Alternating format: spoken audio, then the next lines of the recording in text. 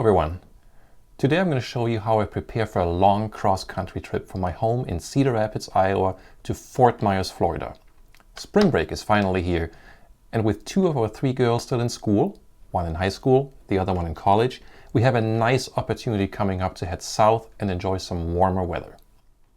I have flown to Fort Myers Page Field a number of times, but still, this is an opportunity to explore new things and get to know new places, to change things a little bit from one trip to the next. Fuel prices change, airports change, restaurants open and close, so what was a great stop a few years ago may no longer be so good today. Let me show you how I prepared for this trip.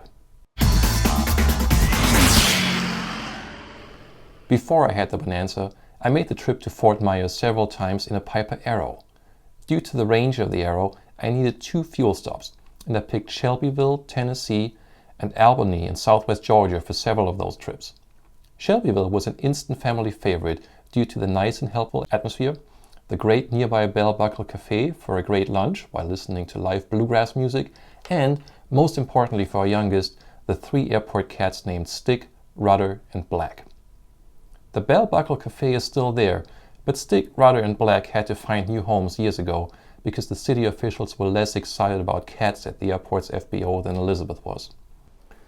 The music hours at the cafe have changed too, but most importantly, with the increased range of the Bonanza over the Arrow, I really only need 1 stop to make it to Fort Myers, and Shelbyville is a little closer to my home in Iowa than I'd like it to be. It's nice when you can tell yourself at the fuel stop that you're more than halfway there. So let's look at a few candidates for a fuel stop for this trip, and the criteria we'll look at are affordable fuel, a nice FBO, nearby food, a crew car to get there if needed, and of course the airport itself, runway length, instrument approaches, airspace, and nearby terrain. 2 websites I find really useful for this kind of planning are skyvector.com and airnav.com. Skyvector is great for the big picture to play some what-if games on a large sectional chart, and airnav.com has a wealth of detailed information about each of the places you then want to learn more about. Let's see how that works here. Let's enter Cedar Rapids and Fort Myers Page Field into the flight plan here. Cedar Rapids, Fort Myers. There we go. And then there's this little crosshair here, and that's the center of the map. And I'll position the map so that the crosshair is about at the halfway point, like so. And we'll zoom in a little bit. And then I go to the Layers menu and select the 100 low lead fuel prices. Zoom in a little more. We can see around the halfway point there are plenty of airports with affordable fuel, ranging from about under $4 to just over $6 per gallon. You're not counting the $7 we see here in Atlanta. And you know, speaking of Atlanta, I see, let's scroll out a little, zoom out a little bit. The route is just west of the Atlanta Class Bravo airspace. So if we want to deviate to a different route, it's probably best to do that to the west, not to the east, because to the east we get into the Atlanta Class Bravo. All right, let's look at a few places with good fuel prices, and then we'll try out to learn more about them. And let's pick one here. 06 Alpha at 374. I assume the 249 here. Yeah, I looked at that the other day. That does not seem real. It looks too good to be true. Unfortunately, it is. So 374 06 Alpha. Let's switch over to airnav.com 06 Alpha and see what we can find out here. Moulton Field in Tuskegee, Alabama. There's a lot of useful information here, all on one page. We can tell that there is a long and wide runway. That's good. And we can see there's a parallel taxiway along the whole length of the runway. I like that. We can see that on the aerial picture here also. Scrolling down, I can see that there are GPS RNAV approaches to both runway ends, and that's also good. Then we have the FBO information here, 374 even for full service. That's pretty good. And we see 24 people have reviewed on airnav.com, and the reviews are all outstanding. You know, this is really good feedback for an FBO. Looking at the approaches, you can see the RNAV for runway 13 has LPV minimums. The RNAV to runway 31 also has LPV minimums. Now they are a little higher in terms of visibility than what sometimes you find, and there's maybe a reason for that. So we should look at the obstacle departure procedure and terrain information for Moulton. And we do that here. Moulton Field, there we go. Looks like there are trees they point out for both runway ends, but no special climb gradient or any other kind of lateral restriction for the climb out of Moulton. So that's good. Moulton Field is also home to the Tuskegee Airmen National Historic Site. We may want to check that out while we're there. Elizabeth, do you want to go there? Do you want to go to an aviation museum on our trip to Florida?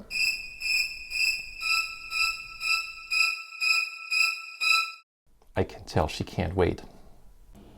What I then do is I start writing the important bits and pieces down in a cheat sheet for my flight. And that's because I want to have a few options readily available in case of a last-minute change of plans or in case a strong crosswind on the day of our flight requires an alternative. Also, I may want to have a few options a little closer or a little farther away in case I have a strong headwind or a strong tailwind that day. So now, going back to SkyVector, let's see what else there is. So if for some reason we need to cut our first length a little shorter, maybe Coleman Regional Airport, CMD, is a choice. So let's see what we can find out about that. Coleman, Folsom Field. Let's see. Coleman also has a nice long and wide runway, as well as RNAV GPS approaches to both runway ends. That's good. Let's take a look at the minimum for those. Here's runway 2. Looks like that one only has an LP approach, not an LPV. And then runway 20 has an LPV with pretty good minimums. So we'll check the departure procedures here in a moment to see if there's a reason why runway 2 only has an LP approach. Let's look at FBO reviews. There are only 3 so far, but they're all very good. And there's mentioning of a restaurant here. That's always an advantage. In fact, let's find out what that restaurant is. The Prop Diner. And we can even see the menu ahead of time. Doesn't look like 5-star dining, but it'll probably save us an hour or so compared with driving somewhere, and that's always good when we're just somewhere for a fuel stop. Back here, let's check out the departure procedures for Coleman. Here we are. So it looks like departing to the south, there are a number of obstacles, and there's a steeper climb gradient required for the first few hundred feet. And departing to the north, there's a note about rising terrain. Let's look at this field on Google Maps and see if we can find out more. And then we'll enable terrain.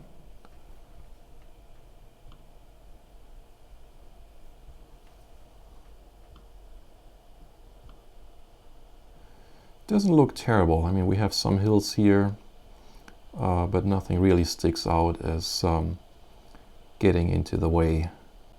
Alright, so what I'm adding to the cheat sheet for Coleman is here. Because of the LP approach minimums and the terrain notes, I'll just make a mental note to not come here if clouds and visibility are really bad that day. On a good day, VFR or high ceiling and good visibility, I would not have a problem. Alright, let's see what else we can find. Maybe we have a really good tailwind that day, and I can stretch my first leg a little farther. Let's look at what options exist there. How about this one here? Nice cheap fuel, Decatur County, BGE.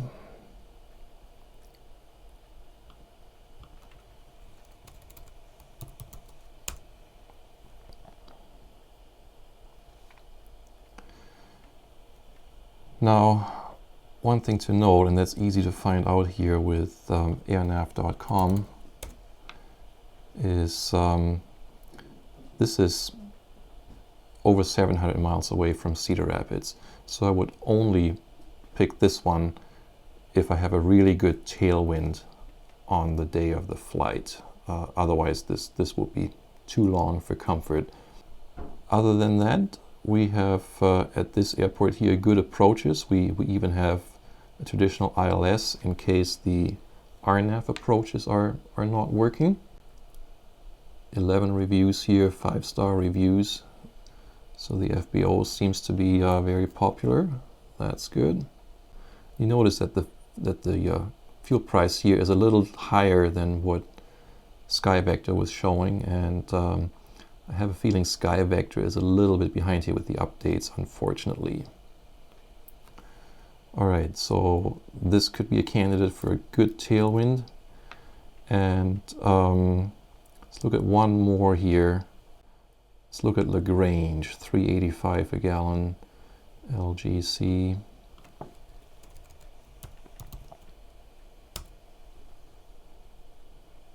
I've actually flown over Lagrange a few times, but I've never landed there.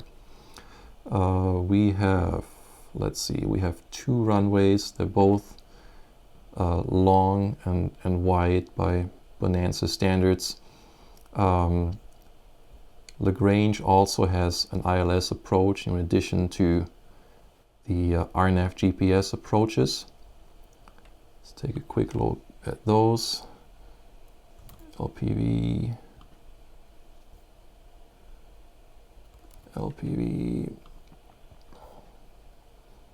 yep, this one too. So we got approaches with LPV or ILS and good minimums. One thing that is a little strange here is that there is no approach at all for runway 21. So let's look at the obstacle departure procedure and see if there's a hint as to why that is so.